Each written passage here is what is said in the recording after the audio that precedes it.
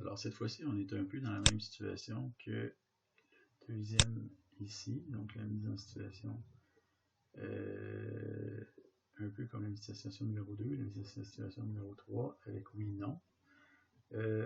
Cependant, on va utiliser une autre technique. Donc plutôt que de trier ici la colonne pour connaître notre nombre de pièces défectueuses, ce qu'on va faire, c'est qu'on va directement demander l'accès de calculer le nombre de fois que la valeur non apparaît dans la colonne A.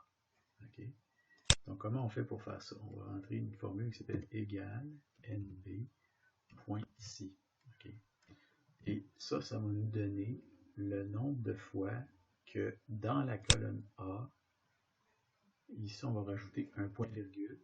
Okay? Après ça, c'est un argument. Donc, dans la colonne A, le nombre de fois que dans la colonne A, il apparaît la valeur, pardon, ouvrez les guillemets, non, fermez les guillemets, fermez la parenthèse. Okay? Donc, le nombre de fois que la fonction c'est NBC, ça compte le nombre de fois que la valeur non apparaît dans la colonne A. Enter. Donc là, on voit que la valeur non apparaît 31 fois dans la colonne A.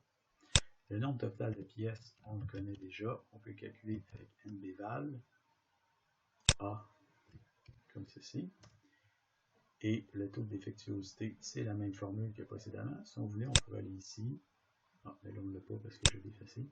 Mais on va rentrer égal.